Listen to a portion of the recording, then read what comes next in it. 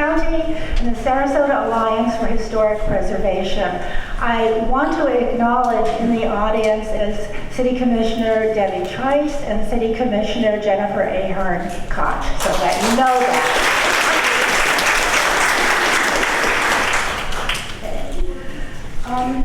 Slightly varying from the program, I do want to say that we have invitations in a basket over there. For anyone who eluded our master mailing list, the invitations are for a Hero of History celebration and event at Michael's on East, February 21. And our Hero of History, who will be designated at that luncheon event, is Carl Abbott, who is here today. Speaking in a little while. We are honoring him for his history, architecture, art, and preservation. His influence on modern architecture continues over a long, long career, not only just locally, but nationally and internationally. He is truly a hero of history.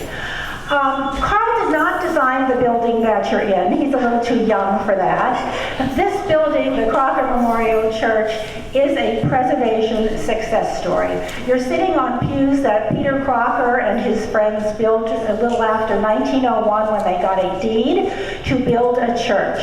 This building has been moved 3 times to save it from demolition, and in its progress through history and time, it has adapted over the generations to be of service to the community. It came to Pioneer Park in '06, put under the protectorate of the Historical Society that maintains it. It's used just about every single day of the year. So preservation and viability can happen. It's a matter of persistence and public will. Today we're going to talk about and focus on a building that is historic, iconic, architecturally significant, and best of all, viable, the Van Wezel Performing Arts Hall. And Erin is going to say a few more words about that before we get started. Thank you, Marcia. And thank you all for joining us here today for this critical conversation about one of our most iconic examples of our community's architecture. These kinds of conversations are crucial to exploring our relationship to our built environment, the multitudes of values embedded in our structures, and our shared capacity for resilience. I would like to invite you all to attend the 2023 Heritage Awards ceremony, which is going to be on May 6th, and it is being held at the Van Wezel Performing Arts Hall this year to spotlight this beloved icon.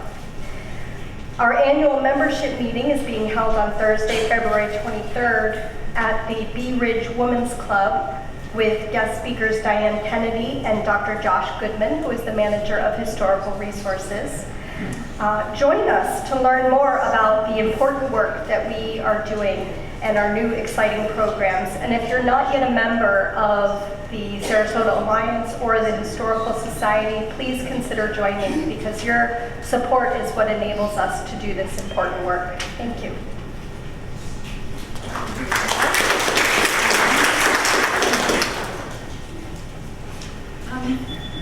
Moderator for this discussion is the Honorable Molly Cardamone.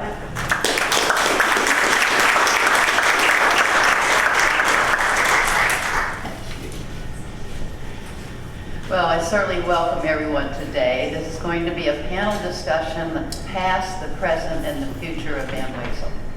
At your seat, you should have a bio of each of the panelists so that we don't have to introduce them in any formal way. And at the end of the program, we'll have questions and answers from the audience, so be prepared to think about what you want to ask. Our discussion today was produced and directed by the amazing genius of Kelly Franklin, who created the slideshow and the graphics, and we are extremely grateful. Kelly, thank you for your efforts. So our goal today is for the city to keep the Van Wezel, to protect and update it for continued use as our city's beautiful purple performing arts hall. Our expert panel will make a compelling case to do just that. They will provide you with some hard facts to dismiss some of the statements that you may have heard that are not correct, and from those who are wishing to build a new hall.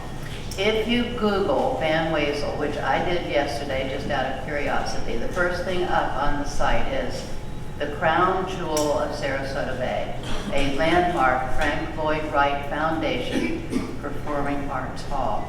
That just about says it all. Crown jewel, our Purple Hall, highly recognized around the country, regarded as a beautiful piece of property that the city owns on our Sarasota Bay.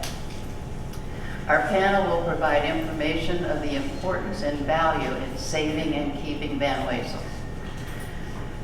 The data, the studies, the facts, and opinions that we share with you today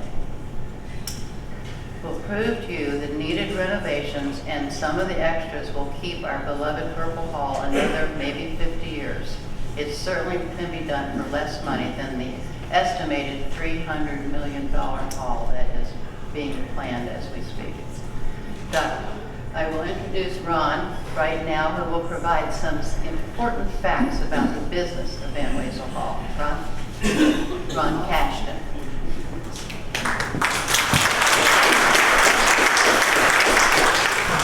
Thank you, Molly.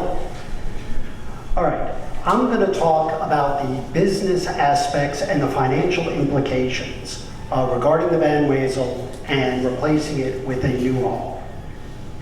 One of the first things you do with any business review is you look to see, is there anything distinctive about your business that sets it apart from the competitors? Marketing people will refer to this as brand recognition or brand identity. Kind of a funny coincidence. There was a very popular business book that delved into this subject, and it was titled The Purple Cow.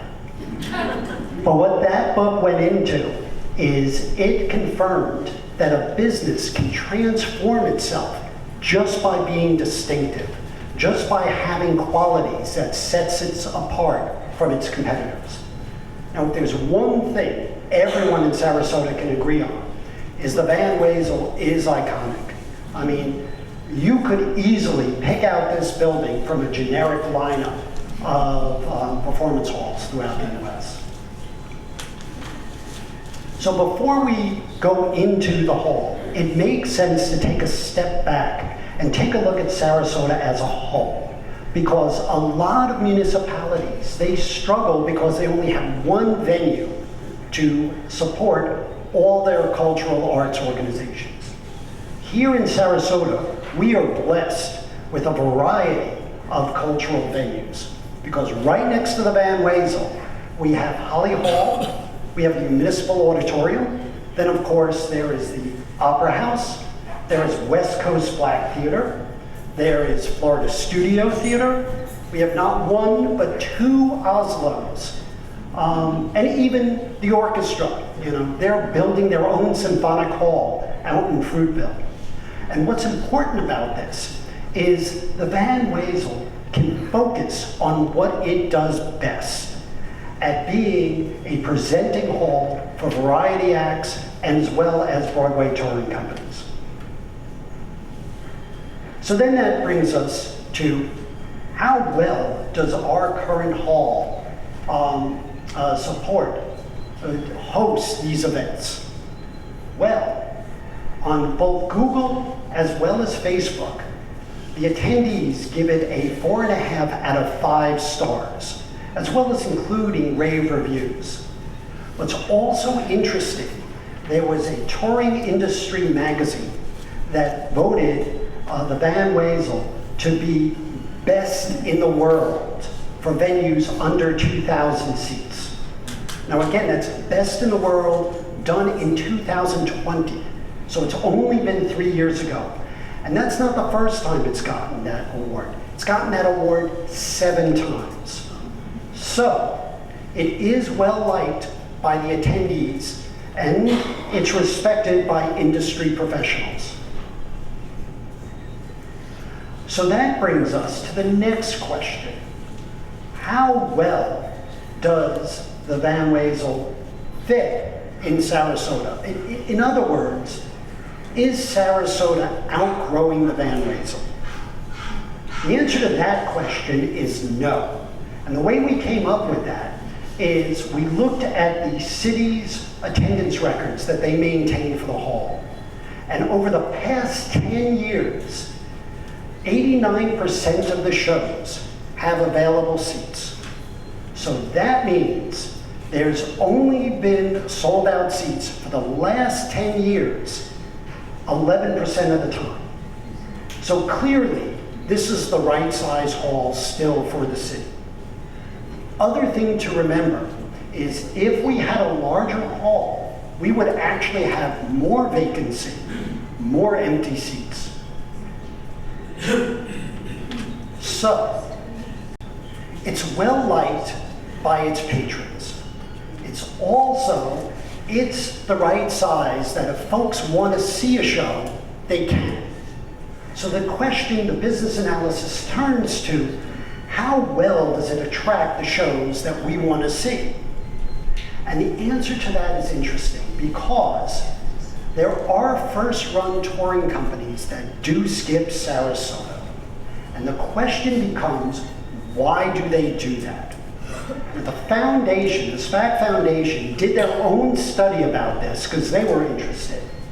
And their own consultants determined that it was the contractual blackouts done in Tampa that was the limiting factor. Because the Straz, in order to protect its profitability, they will prevent any venue within 90 miles of Tampa from presenting the same show. So what that means is Tampa's always going to be bigger than Sarasota. And if the Straz wants to use their demographic clout to block us, they can. Another thing to also remember is we're not alone in this problem because Clearwater complains as well as St. Pete. They're in the same blackout restrictions. But the group I was working with wanted to reconfirm what the consultants came to, what their conclusion was. So we took a look at every Broadway company currently touring this year, and we took a look to see if any show wasn't playing in Sarasota, it is playing at a theater that is smaller than the Van Wezel. So, any show we're not getting, a smaller theater is. And it's the combination of that fact plus the consultants that we agree that the limiting factor is not venue size, but indeed geographic location.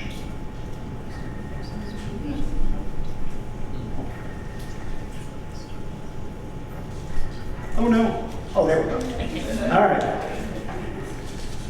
So this gets to, it makes sense to move on to the proposed hall and try and figure out what type of impact that would have in the community.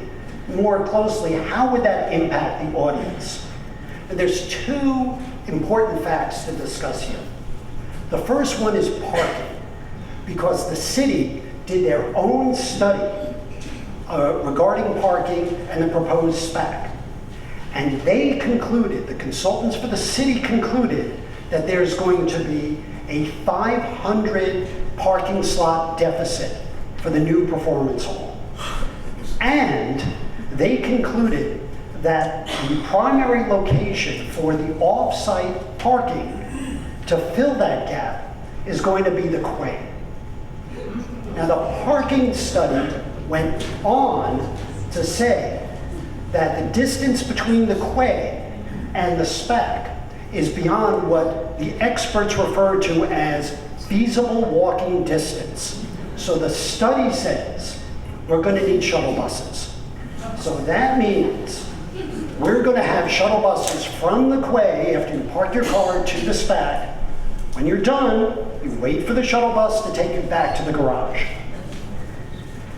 The second thing that'll impact the audience involves the funding of the SPAC, because originally the city and the foundation envisioned that this would all be paid for, the construction would be paid for with ticket surcharges that will just add on a bit of cost to every ticket. Well, after preliminary projections were done, we found out that that would double the ticket prices. So for instance, on the most likely scenario, where the average ticket price is $79 currently, it would rise to $149.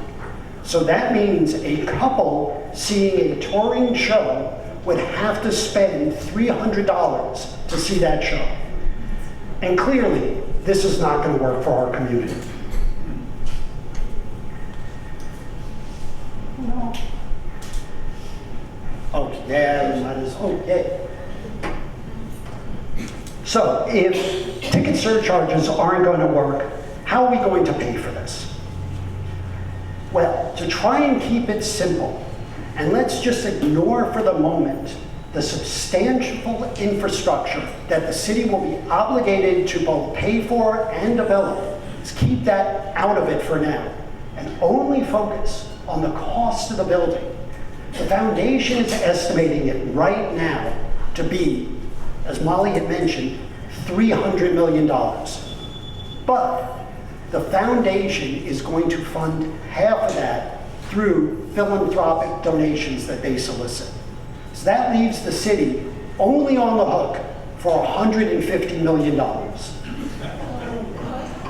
Now, because they need that money on day one, when shovels hit the ground, the only way they get that bundle of money is through issuing a bond. And they're going to issue the bond through a TIF. And I'll get to the TIF in a moment. But focusing on the bond, and this is one time where talking about current interest rates is actually a good thing. That's a rarity. If you take a look at current interest rates for a 30-year bond, the interest you pay on that bond is equal to the principal. So,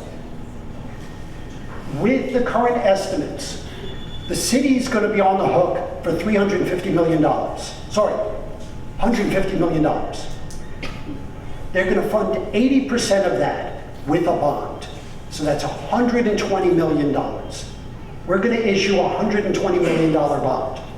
The interest on that $120 million bond is $120 million. So the impact to the taxpayers is $250 million. Now, we're going to pay for that bond. We're going to pay for that $250 million out of something, a bucket of money, that's known as the Bay Park TIF. And the Bay Park TIF is just a geographic earmark. And so you're thinking, there's an accountant up on stage talking about TIFs, why do I care? Good question. The best way to answer that question of why you would be concerned about the TIF is to think of our property taxes as a big pie. So our property tax pie account for half the money that the city collects. So basically, all the services that the city provides comes out of or is affected by this property tax pie. The TIF you can think of as a slice of that pie that gets moved away. It gets reserved. It gets set aside. And it can only be used for construction or renovation within the Bay Park and only for parkland or public buildings. So you're thinking, okay, it's a slice of the pie. How big a slice is it? Well, once again, going back to the city's own consultants, so this is their estimate of how big the pie is. Right now, that pie is $500 million.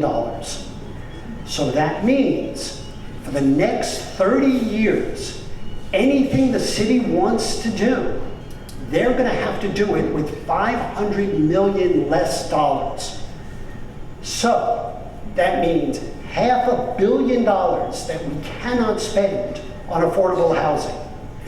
It's $500 million we cannot spend on water or sewer updates.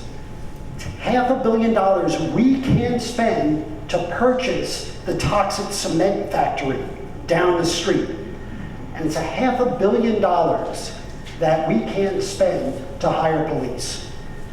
So if you think about it, this is going to be the largest single project the city has ever undertaken. It's also then going to be their #1 priority. So, if replacing the Van Wezel with a new concert hall is not your #1 priority, that is why you should be concerned, because the city will be misaligned with you. As an aside, there's one thing that I should talk about with the TIF. The TIF is a bit of an oddity in that to release funds, it first has to be approved by a TIF board, then it goes to the city commissioners, and then it goes to the county. All three groups have to approve it.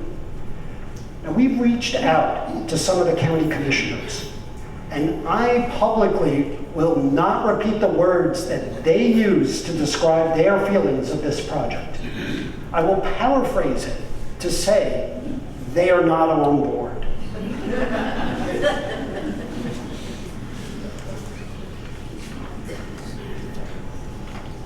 So, this leaves us with the following financial decision. Do we A, spend $300 million to replace what appears to be a fully functioning, iconic historic hall? Or do we invest an estimated $3 million and do the maintenance that's been deferred for many years? We can also, with that $3 million, waterproof the entire building. We could expand that investment to some of the wish list items, such as the digital lighting that the staff's been asking for. And, as many people have been asking for, changing the seats. So this is the financial decision that we're left with. This is the financial decision at our feet, and this is the value decision that we now have to choose. Thank you.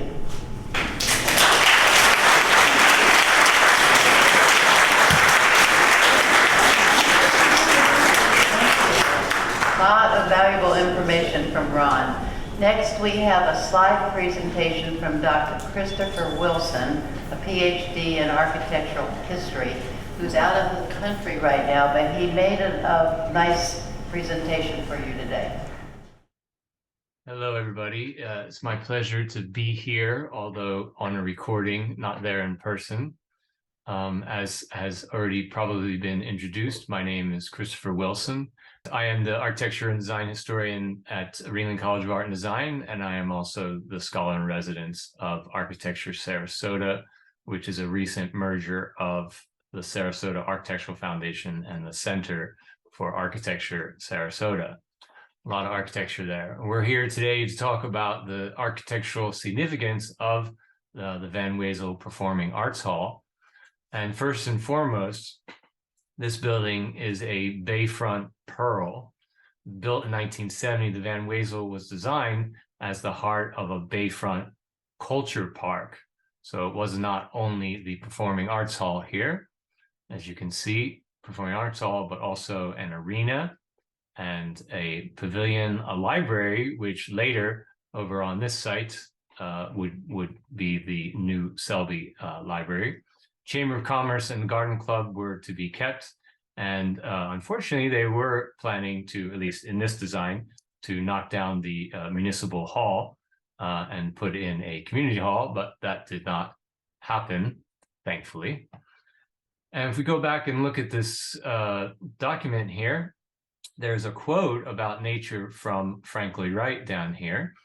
And that is because the firm who designed this was what's called the legacy firm of Frank Lloyd Wright. What does that mean? Well, the provenance of this building, if you go to the Van Wezel Foundation website, you can come across this question: did Frank Lloyd Wright design the hall?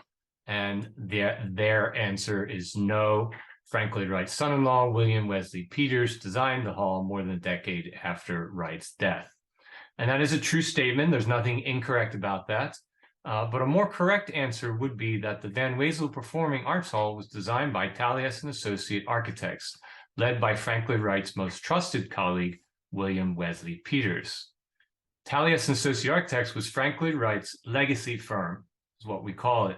It was founded after his death to carry on his design philosophy. Actually, it was founded before his death.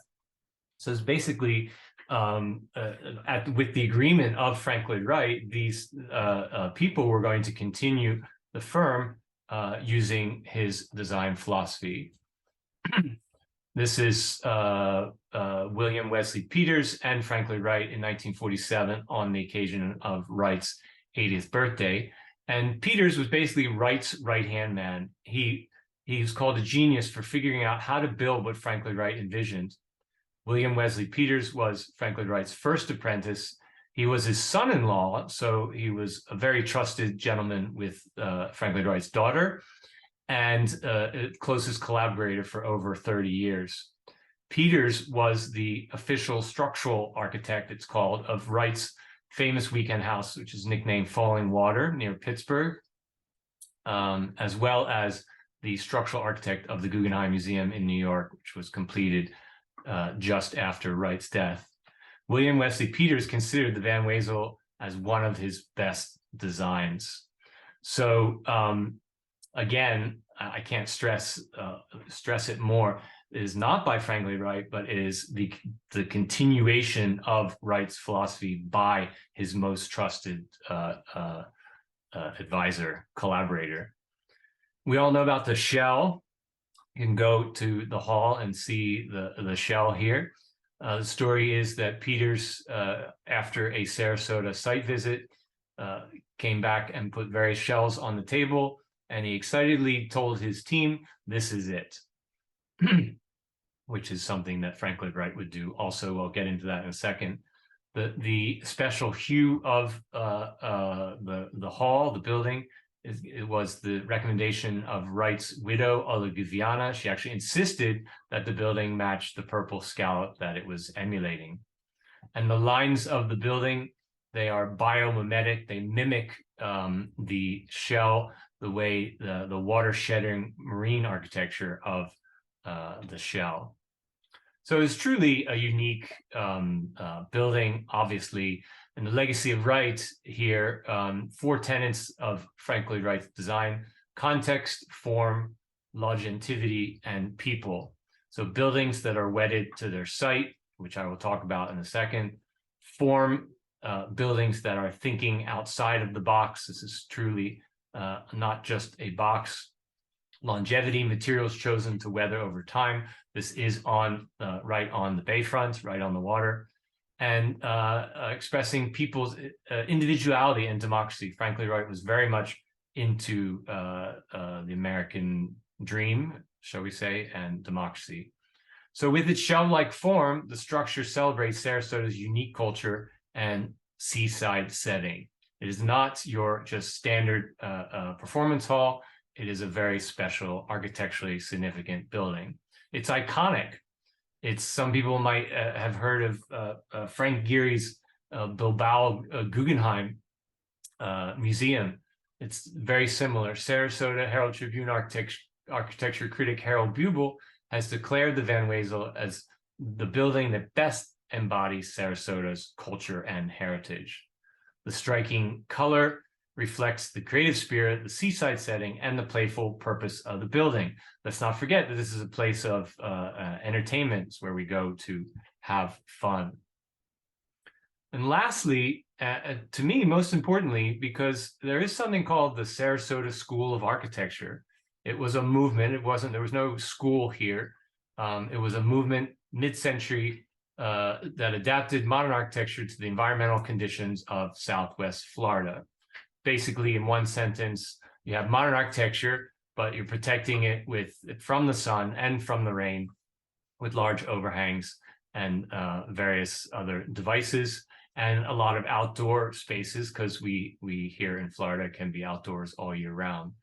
You may know some prominent examples: Southgate Community Center, Sarasota High School, Gulfstream Towers, Sarasota City Hall, many, many private residences, but you may not be aware of those. So the architects of the Sarasota School were influenced by Frank Lloyd Wright's organic lines, honest use of materials, and site-specific melding of form and structure. So it's kind of a circular thing. This movement, which has the name Sarasota in it, the Sarasota School of Architecture. People come from all around the world, by the way, in case you don't know, to see these buildings. So this movement that has the name Sarasota School of Architecture, they were influenced, the practitioners of it were influenced by Frank Lloyd Wright's work. So again, yes, it is not a building from Frank Lloyd Wright. It is the continuation of Frank Lloyd Wright's legacy after his death. It blends organic, abstract, expressive elements. The Van Wezel was listed in 2018 by the University of Florida as one of Florida's 50 flagship mid-century modern buildings. So in conclusion, the Van Wezel Performance Arts Hall is not only architecturally significant, it's very architecturally significant, and it's also unique to Sarasota. You will not find one anywhere else. So thank you very much for listening to me, and I look forward to hearing about the discussion later on when I get back. Bye-bye.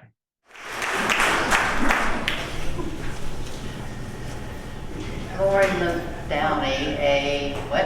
Is my slide up? It says Sarasota style. Okay, Sarasota style, Lori Downey. Extraordinaire. Okay. Oh. Got it? Thank you. Sorry about that. That's quite all right. Well, thank you for your attention this afternoon. I'm really honored to have been invited to participate in this important conversation about preserving the Van Wezel Performing Arts Hall and share with you the legacies of the community visionaries who brought the creation of the hall to reality in 1970. As with any community project, of course, many individuals were involved in the successful construction and grand opening on January 5, 1970 of the Van Wezel Performing Arts Hall. We just heard from Dr. Wilson about the importance of architect William Wesley Peters, and of course, Taliesin's part in the project signaled the culmination of many years of work by community members. These are the folks I'm going to tell you a little bit about today. These influencers were most notably David Cohen, a successful Sarasota businessman, Louis and Eugenia Van Wezel as prominent citizens who helped to realize architect Peters' design vision for the hall, and Ken Thompson, who was Sarasota's city manager from the 1950s through the 1990s. Each approached the creation of the hall from a unique perspective. David as a concert musician, the Van Wezels as notable philanthropists, and city manager Ken Thompson as someone who understood more than anyone what was needed to create a great city. Next slide, please. Thank you. So I had the honor of meeting David Cohen in his later years. He came to Sarasota after World War II and remained here until the time of his death in 1999. Cohen was unique. He was described as a child prodigy on the violin, and he had a drive to shape Sarasota into a cultural mecca for musicians. To realize this goal, he co-founded the West Coast Symphony, supported it financially, and was its concert master for 21 years. In addition to his love of music, Cohen was a natural leader, and he understood great architecture. His home on Siesta Key was designed by the father of the Sarasota School of Architecture, architect Paul Rudolph, 16 years before the completion of the Van Wezel.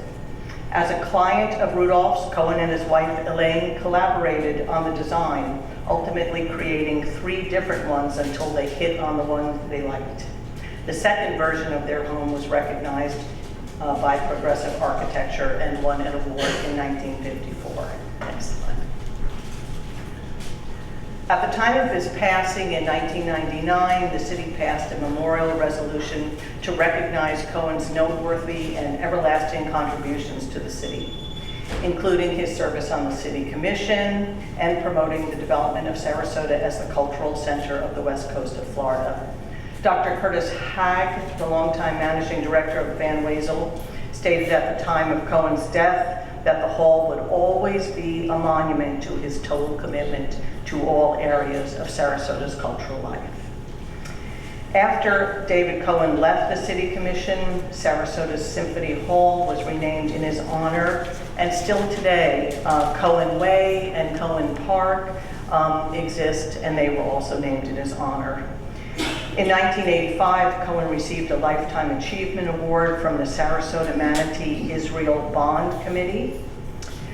David Cohen was a special kind of individual who bridged economic, racial, and religious differences. Next slide. So the second part of this three-part story is about Louis and Eugenie Van Wezel. And so, as you can see from the slide, Louis Van Wezel was Tiffany's diamond buyer, and he was named as Sarasota's 1962 Citizen of the Year. His wife, Eugenia, was born in Moscow, trained in theater, and acted in Boston. She was also a great fan of the West Coast Symphony. So here's how the story goes. Louis and Eugenia Van Wezel donated $400,000 towards completion of the Van Wezel Performing Arts Hall. However, I think it's important to realize that their contribution to the city is far more meaningful and lasting than simply that. Since 1987, the Van Wezel Foundation has partnered with the city of Sarasota and has provided grants of more than $14 million to invest in arts education and capital projects at the Van Wezel Performing Arts Hall. According to their website, the foundation's Friend programs ensures over 30,000 students receive a well-rounded education each year, and that every community member has access to meaningful arts experiences. Their legacy to the city spans more than 50 years and is ongoing. It's embodied in the public programming that takes place at the Van Wezel Performing Arts Hall. We are honored to have a Van Wezel family member here with us today. Tony Van Wezel Stone is in the audience, and I, for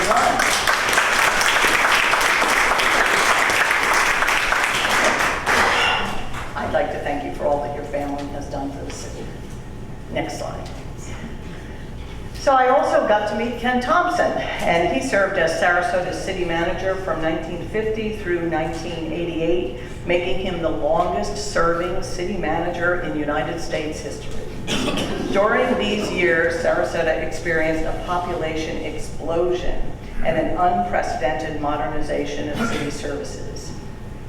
According to Jeff LaHerd in his biography of Thompson, which is entitled The Rise of Sarasota, the hallmark building of the new Sarasota was the Louis and Eugenia Van Wezel Performing Arts Hall.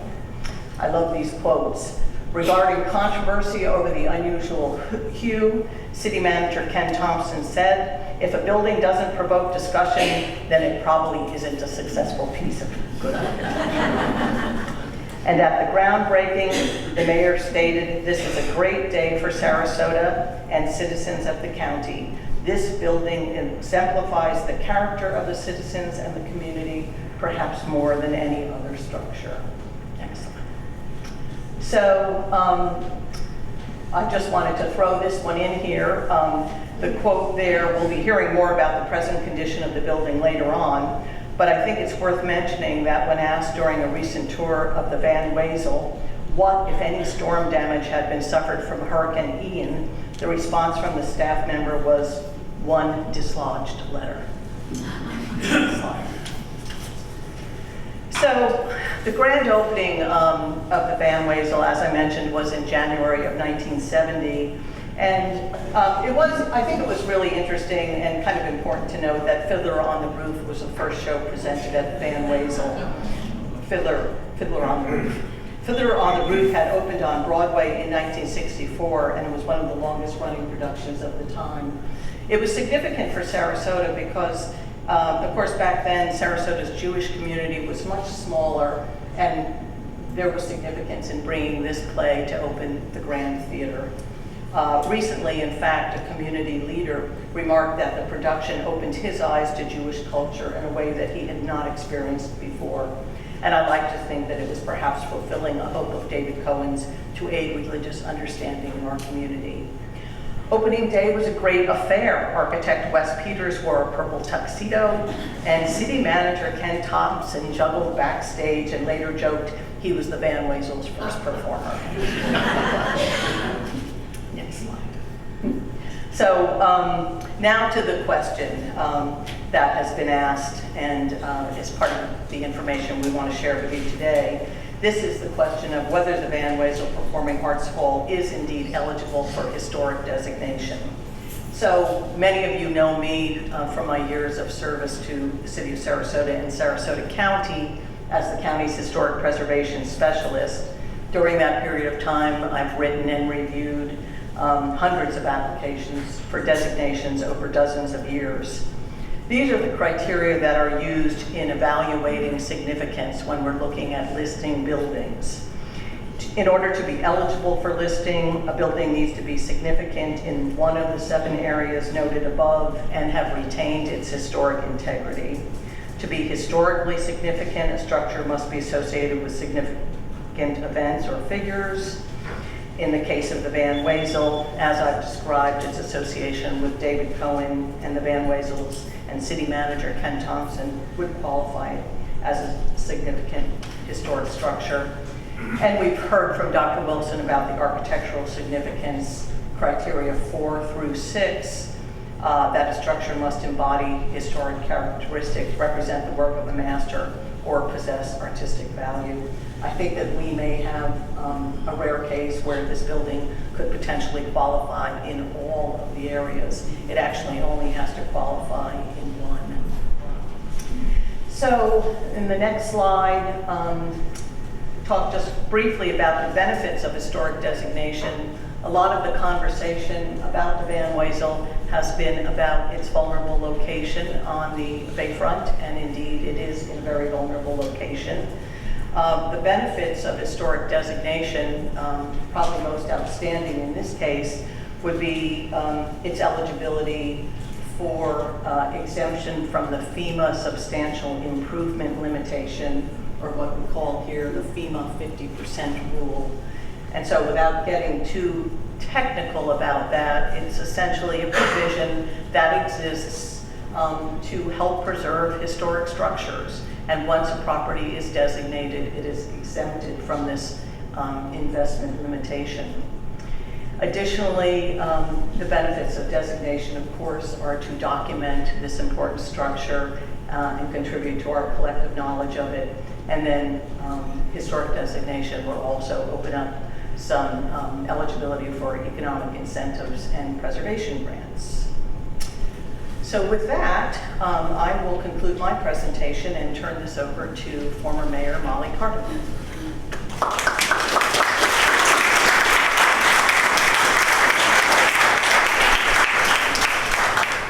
You are doing a really nice job. I'm going to tell a little story. Probably in 1997, 98, I was sitting with Mr. Sollenberger, our city manager at the time, and he said, Molly, we've got some problems and we're going to have to spend some money. Do you realize that Van Wezel is 30 years old and we really haven't done much to it since it opened? And I looked at him and I said, what are you talking about? He said, well, first thing we have to do is we have to make it ADA compliant, because it absolutely was not. And that's why the elevators and things like that were later installed. And we need a stage house, and I did not know what that was, but they have bigger shows. So we need to remodel and we need to sort of make some changes. And he said, I'm kind of concerned about the seating, the aisles, that kind of thing. And I said, well, who's going to do this? Who can take this beautiful purple building and make any changes to it? And he said, well, that's one of the big questions, is finding an architect. And I said, no.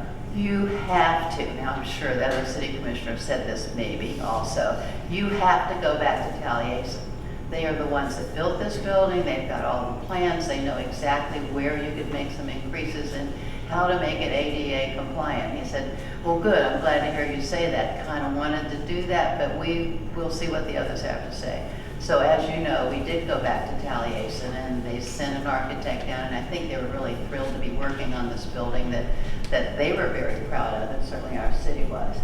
So on the slide, you can see what has happened to the building since 2000, when the entire city commission stood on the new stage at Van Wezel and welcomed the audience to the newly renovated building. Over the years, these things have occurred. I don't need to read them to you, but they have all been an attempt for major improvement to the building and have been very successful. So I'm going to quit right here because you can read that. My story is very true, probably substantiated by others, and introduce Carolyn Michael, who needs no introduction, our major actor in the city of Sarasota. Carolyn.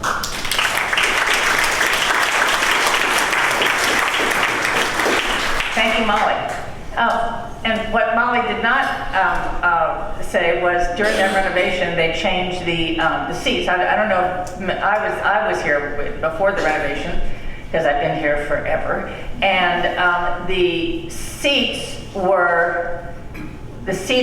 originally designed by Taliesin had gliders so that you had the European seating, which we still have, but that each seat glided backwards so that you could actually get out from your seat and you didn't have to trip over people going to pee. So it was, and when they did the renovation, they put different seats in and they took that gliding unit out.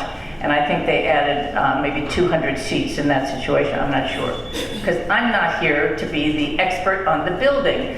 I'm here because I have been an actor for 1,000 years. And I've spent 24 seasons at the Oslo, at the Florida Studio Theater, and and one thing Ron did not say is that there's also now a Jewish theater, which I have to plug my show, which I will be performing in a play called Family Secrets in March. So come see me. So I'm here as a theater person's view of our beloved Van Wezel. And I have performed many times at the Van Wezel stage. It's a joy for performers. There's a wonderful intimacy. I was touring in a production of Brigadoon years ago. I recently performed as part of the Florida Studio Theater Suffragette Project. I've emceed many benefits and produced many AIDS benefits for the Arts Council, etc. So I have this experience of standing on that stage and feeling all of that fantastic energy coming from that wonderful audience. And everybody can see you right there. So it's wonderful. In 1987, I produced one of the first AIDS benefits in the country at the Van Wezel. And we had the city donated the hall to the event. It was one of the first in the nation to do one of those benefits, and we had a full orchestra in the pit, and Peter Allen and Ben Vereen and Morgan Fairchild and Joe Clayper were among the performers for that first benefit that graced the Van Wezel stage, along with large production numbers from the Oslo and the Golden Apple and string quartet from the Symphony and Sarasota Ballet, and huge production numbers from 42nd Street, as well as Akaja Foll and Ben Vereen performing solo and climbing over seats because he had lost his luggage. And he did not have the underwear on, apparently, under his sweatpants that he had traveled in and had to perform in. And I might add, the ladies in the first few rows where he was climbing over the seats, because you could get right from the stage to the seats. He climbed over the seats and he was dancing on the seats, on the arms of the seats. And the ladies were, I guess they were shocked, thrilled, and delighted. As he sang, "Stand By Me." And the sightlines were terrific. So, as an audience member, I have enjoyed many, many shows, from some small, some large. Book of Mormon, Lion King, Jerry Seinfeld, Tony Bennett, Kristen Chenoweth, Come From Away, Aladdin just closed. And the big musicals work well. And as Ron said, the Van Wezel gets the big musicals, and we get them after the Tampa Bay market. We do get them, however. And the stress contracts with the first national tours includes that 90-mile blackout. So the Van Wezel does get many of these Broadway shows, most of them, but since we are by definition within that 90 miles, it is my understanding that we do not get first dibs, but we do get them. On Broadway, new shows search for theaters that will best serve their play or musical. When I performed on Broadway with Sid Caesar, they purposely chose the Golden Theater, which is a small theater on 45th Street, and was the perfect size, the perfect stage and size of audience for Sid and our show. So some plays are smaller and do better in a smaller venue. Some plays are larger. Some plays and musicals can withstand the larger houses. Same with musicals. There's rarely one size fits all theatrically. The only Broadway show that could not be accommodated by the Van Wezel, at least that I know of, was Phantom of the Opera, as due to the HVAC impediments, the stagehouse could not properly accommodate the famous hanging chandelier that was actually the center of the show. You came to see the chandelier fall. The Van Wezel has a special intimacy.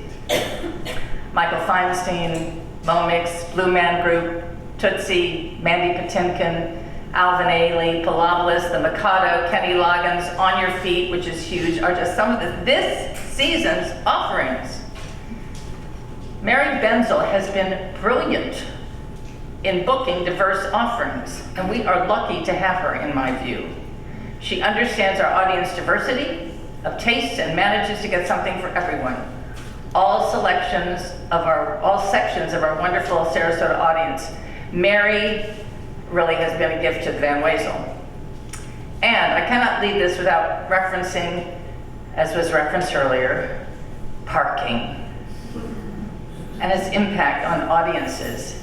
It is, in my view, crazy to think that we, the older people of the community who have the time and resources and finances to come to the theaters, are going to want to take trolleys from a parking lot to the theater. I, for one, would be more judicious about which show I wanted to see badly enough to do that for off-site parking and take a trolley thing. So parking. That is such an impediment. You want to make it easy to attend.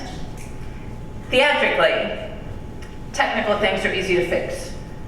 New lighting systems, an updated fly system, that's where the audience, the set is hung and flies in. Better upgraded dressing rooms. The Oslo has gorgeous projections and moving lights and updated systems. That always needs upgrading, but you do not need a new building for those upgrades.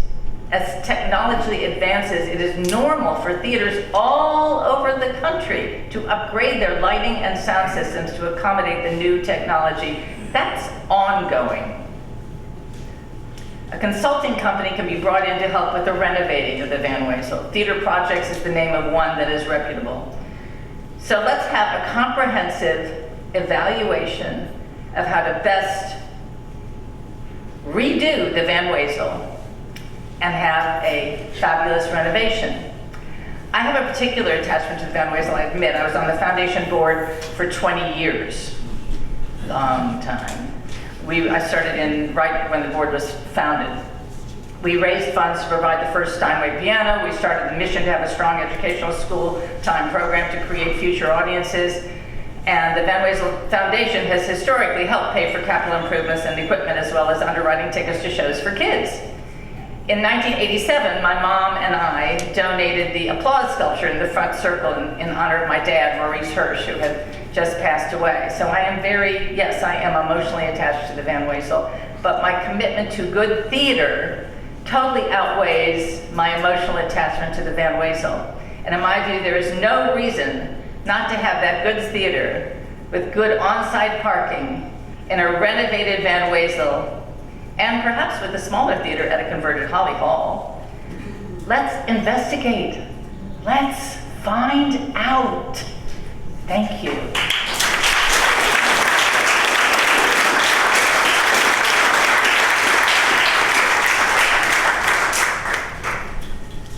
Thank you, Carolyn. That was very, very informative. That emotional attachment was just great. Thank you. architect first and county commissioner now, Mark Smith will give you some important information. Mark was instrumental in helping this discussion be formed, because while campaigning last summer at a CCNA event, City Coalition of Neighborhood Associations, all the candidates were asked the question, what did they think about the Van Wezel? And Mark, with great authority, answered the question and sort of raised the level of this can be done, this building can be saved. So with that, Commissioner, we're anxious to hear what you have to say. Thank you.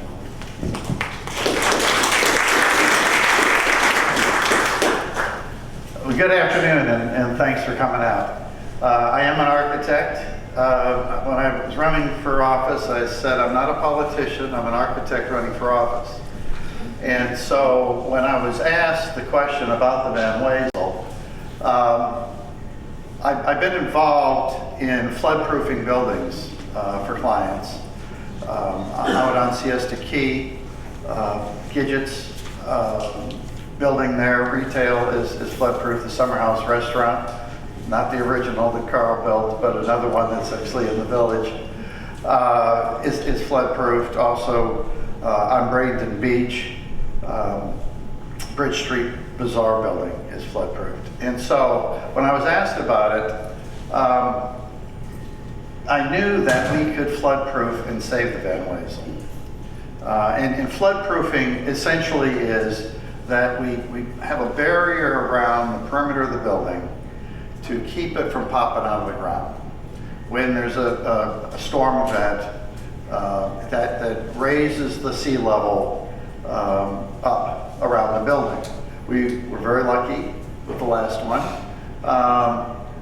So what you do is you either, in the case of the Van Wezel, we would need to strengthen the foundation by boring down through the existing slab and put piles in there to help anchor it. Again, you're trying to keep the hydrostatic pressure from popping the building out of the ground.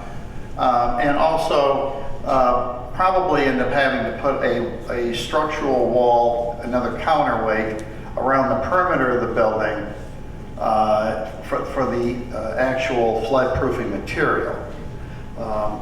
We have today flood panel glass, storefront glass. The Westin Hotel right there by the Ringling, Causeway, Gulfview, and 41. Actually, if that's for me, I'm not here. Anyway,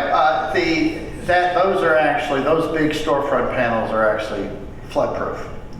So we could put in flood-proof panels, storefront glass. There's also storefront doors. And in the cases that we can't use them, then we could have flood panels actually fabricated and stored on site. So we can save the building. And as much as I believe that we should historically save it, I would like to save it from high water. And so we'd have to work with Lori and other experts on how we can flood-proof it and not jeopardize that historic designation. By flood-proofing the building, we don't have to worry about the cost of renovations as Lori, or I think it's not Lori, yeah, Lori evaded to the FEMA 50% rule, which I won't get into, but we wouldn't need to. And when I told this story to the CCNA crowd, I said we could probably save the Van Wezel at 1/10 of the cost of the new performing arts building. And my experience as an architect is that when you meet with a client and they say, well, we'd like to renovate the building, and you go over the program with them on what they want to do, and you get to the point where you say, well, you know you're spending about as much money as it's going to take to build a new building.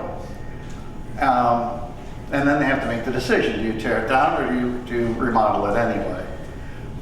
So you're talking about maybe 50%, 75%, whether or not they're going to make the decision. We're talking about spending 10 times as much for a new hall. And nobody does that, unless it's not their money. And in this case, it is our money. So now I'm going to put my commissioner hat on because it's our tax dollars that are going to be used for this.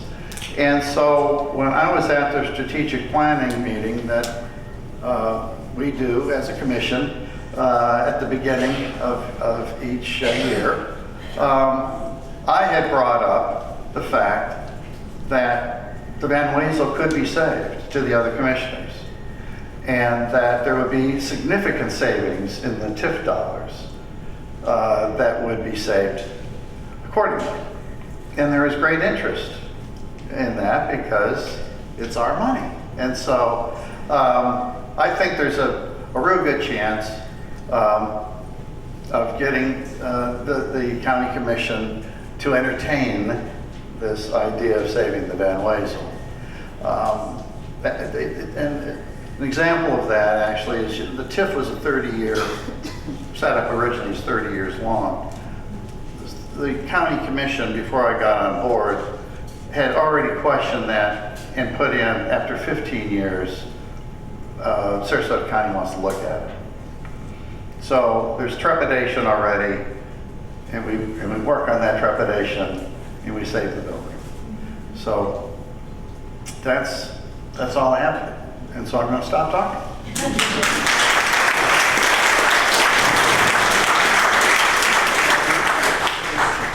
That's good news.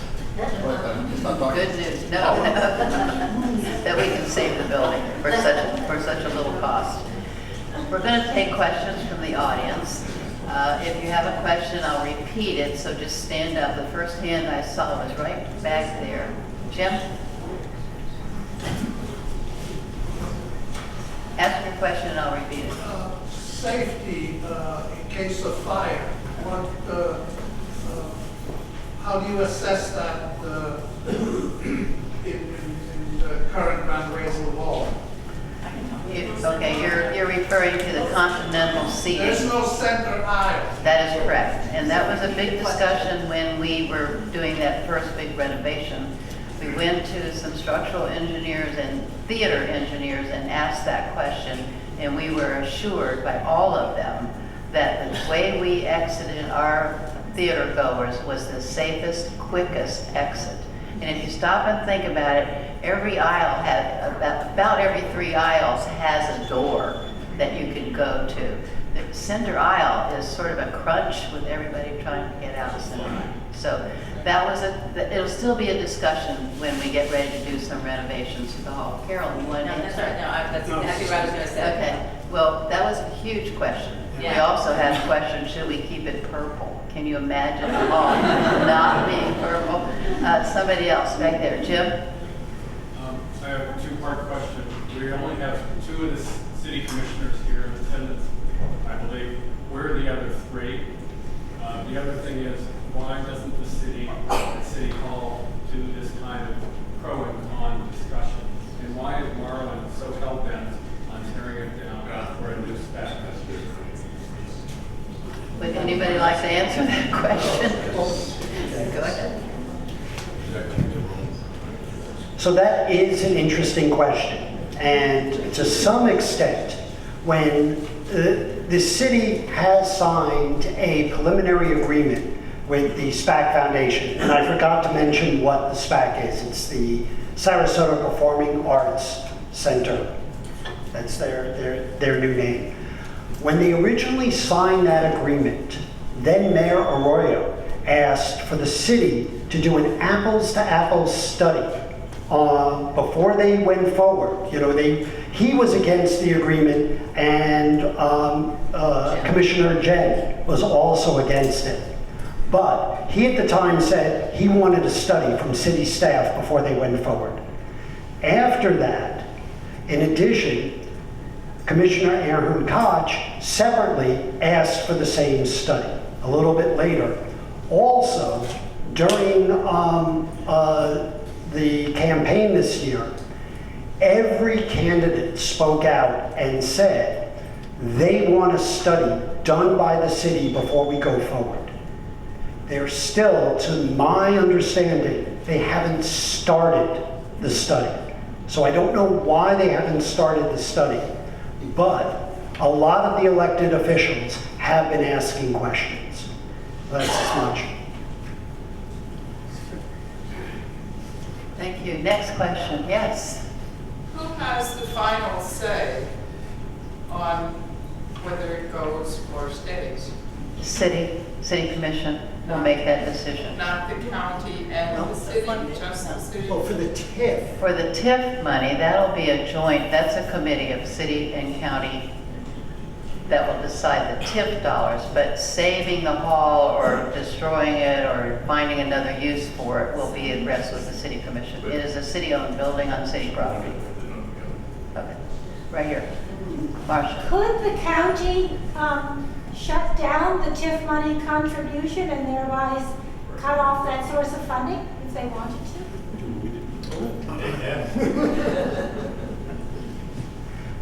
Funny you should ask that.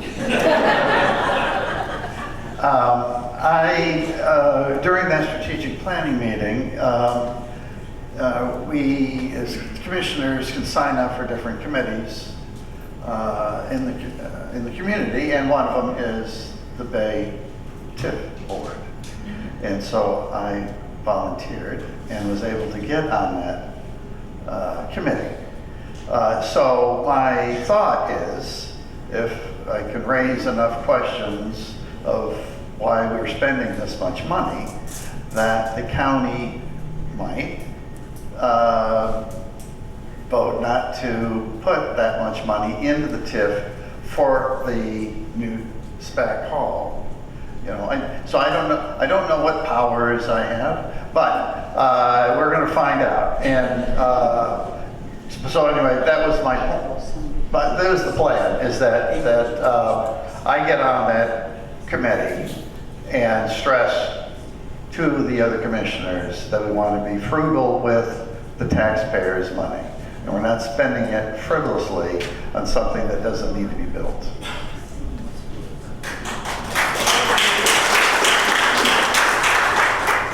Another question for the commissioner?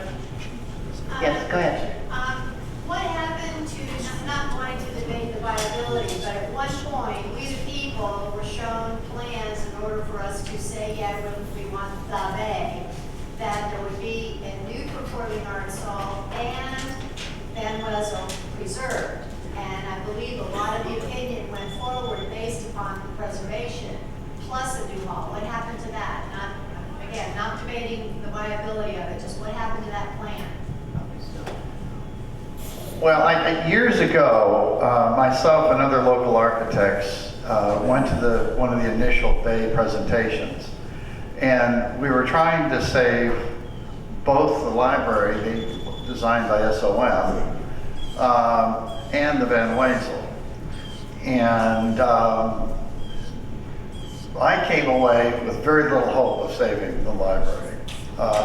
But they gave us a glimmer of hope that they would save the Van Wezel. And in their opinion of saving the Van Wezel, it's gone from let's tear the thing down and make an amphitheater that's purple, you know, to let's save the building in some form or fashion, but it wouldn't be a performing arts hall. So, and meanwhile, you know, on the drawing, you can see the new performing arts location. So if the city were to decide that they were not going to build a new performing arts hall, then the plan would have to change.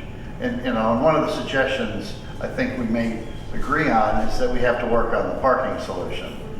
And so, anyway, so it was there, but it wasn't there, is what I'm going to tell you. oh, and one other thing about that is, oh, sorry. One thing that did factually change between the original Bay Park plans and now is the orchestra moving to Fruitville. You know, at the time, they were still questioning, do they build some new symphonic hall nearby? Exactly, that does change the dynamics completely. Carl, did you want to say something to this group? Yeah, could I? Sure. My long friend, Carl Abbott. Yeah, it's just, there's been so much data put out today, so much information. It gets very confusing. All the layers of things you're getting, we're all getting, not just me, everybody is getting it. And everybody in the city is getting it. And we've talked to most people in the city, what's happening in Van Wezel, most people have no idea because it's so confused. Everything is so confused. What I say as a person who's been there for over 60 years, 50 years, no, 60 years, 60 years, is everything should be slowed down. Reports should be made like the ones that you all saying the city was to do. None of those reports have been that we've seen. So we've got all this data floating around that doesn't make sense, that the pieces don't come together. And let me just do me aside real quickly. I wasn't going to talk about this, but let me just say it. I was fairly convinced that the Van Wezel, because of the data I had misinformation I had read, that the Van Wezel could not be waterproof, flood-proofed, that it could, no way one could save it. The cost would be more than a new one I had read, actually. And then when I saw a report, it's called the Karen report, it was done in October of 21, so not even 2 years, a year and a quarter ago. It said very clearly the building can be waterproofed. And it listed, I think, a low figure, several $1 million, but I think that's low. But it's saying by engineers, reputable firm, five firms of the state, and they were hired by the city for a cost of approximately, we're told, around $40,000 to make this report. And they said the building is sound and it can be waterproofed. That's not the data you're getting out from certain groups at all. So that's very strange. That to me was one of the big things concerned with the Van Wezel was the waterproofing. So that can be solved. The other big item I've always been hearing is not enough seats. Well, if you look at the data that's been connected, about 11% of the shows have full house. That doesn't sound like we're pushing to have a new hall. And then there's also the block out from Tampa that you can't get around because we're 90 miles away. So those two items, floodproofing and structural sound, and the other item, the capacity. Those are the two big items as I see it. And they should be considered seriously in these reports that the city and the county are going to make. So that we'll know so that both the commissioners and the public will know what's happening. Because it's not happening right now. We definitely need it.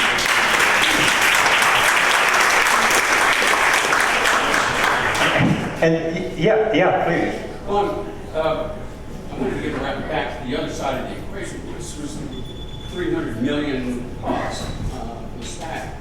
I was wondering, Ron, if you could talk a little about how they came up with it, and was it not $350 million at one point, and now it's down? Well, I think that's so premature. It's hard to even touch on that because I've seen 250 to 3 million. So I think it's just all abstract right now.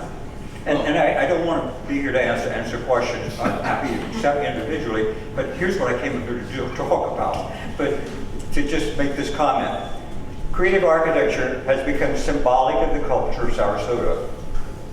The internationally recognized Sarasota School of Architecture is one of Sarasota's most important cultural exports nationally.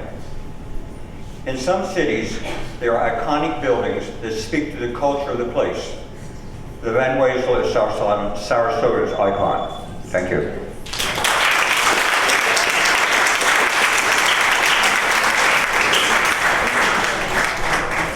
I see that some of our audience is leaving. This presentation has been filmed today and it will be on the websites of the two historic organizations that are sponsoring this, so we can give you more information about that. We would like for you to look at this again, share it with your friends who are here.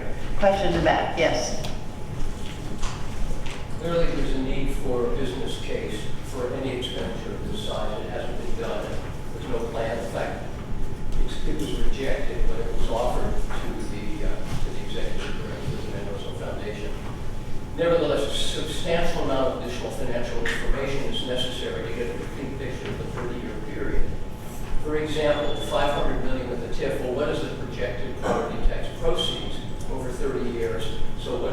totality of which 500 million would be deducted, and what are the competing needs that the city would have for that, just as one small example.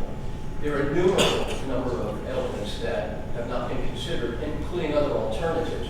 So how do we do that? For example, my understanding is if the one option, which at least has to be put out there, if the Van Wezel plant, which has a fair amount of steam, what does that mean if you build that and still retain the existing building? So it's not just 300 million, there'll be additional costs as our commissioner has told us. That's an option, at least has to be put out on the table. Or you retain the existing Van Wezel and you only build a smaller building. So there are additional options that need to at least be put out there and have thorough analysis of all of those things, I would think, and hope we could find a way to get that along with a business case.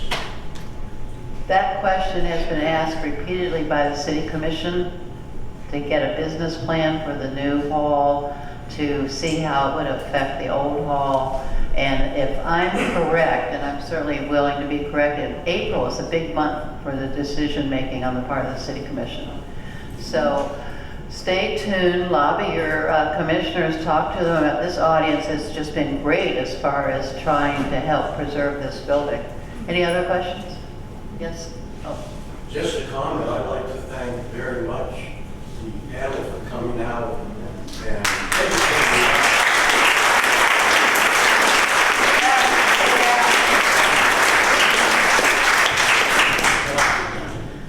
Yes. Hi, just a comment.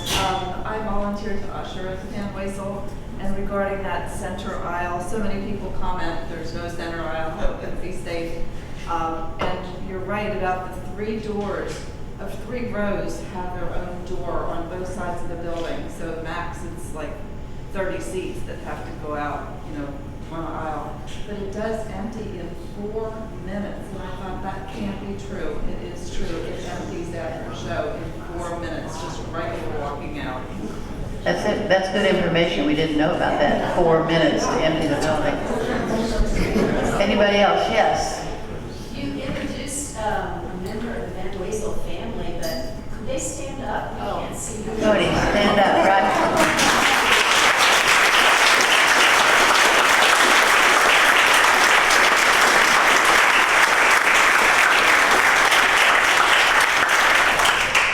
Well, Tony stood up. His sister, who is in New York or California today, has been a great help with our committee in pulling this all together. So between the two of them, we've learned a lot about their family and the legacy that they've created for Sarasota. Yes? This may be obvious to most of the longtime Sarasotans that are there. Where did it get the nickname Purple Cow, and why isn't it called Purple Shell? You know what it was, I remember, Carolyn probably does, when the building opened and everybody realized it was purple, it was like an astounding reaction from the public. Why did they paint it purple? What's that all about? I don't like purple, it's just terrible. And then it became purple people cedar, and then it became the Purple Cow, and all of a sudden it's just so loved that if you talked about painting it white, I think there would be a huge uprising of our citizens. There's one more question right here. Get your hand up. Well, I read about the easement to prevent demolition.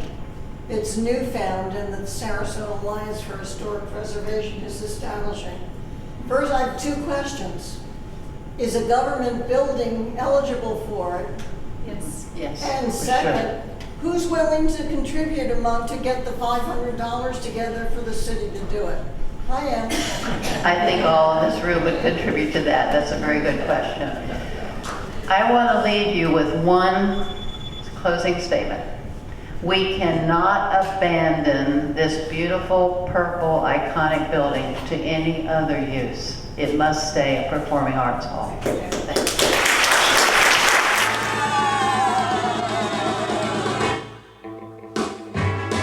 Well, I saw the thing coming out of the sky. It had a one long horn and one big eye. Like a mist shaking in the city. It looks like a purple people eater to me. It was a one-eyed, one-horn flying purple people eater. One-eyed, one-horn flying purple people eater. A one-eyed, one-horn flying purple people eater sure looks strange to me. One-eyed? Really came down to earth and he lit in the tree. I said, Mr. Purple People Eater, don't eat me. I heard him say in a voice so gruff, I wouldn't eat you 'cause you're so tough. it was a one-eyed, one-horn flying purple people eater. One-eyed, one-horn flying purple people eater. One-eyed, one-horn flying purple people eater sure looks strange to me. One horn? I said, Mr. Purple People Eater, what's your line? He said, eating purple people and it sure is fine. But that's not the reason that I came to land. I want to get a job in a rock and roll band. Well, bless my soul, rock and roll, flying purple people eater, pigeon-toed, undergrowth, flying purple people eater. He wears short shorts. Friendly little people eater, what a sight to see. And then he swung from the tree and he lit on the ground and he started to rock, really rocking around. It was a crazy ditty with a swinging tune. Sing a bop bop a boop a lap a loom bam boom. Well, bless my soul, rock and roll, flying purple people eater, pigeon-toed, undergrowth, flying purple people eater. I like short shorts. Flying purple people eater, what a sight to see. Purple people? Well, he went on his way and then what do you know? I saw him last night on a TV show. He was blowing it out, really knocking him dead, playing rock and roll music through the horn in his head.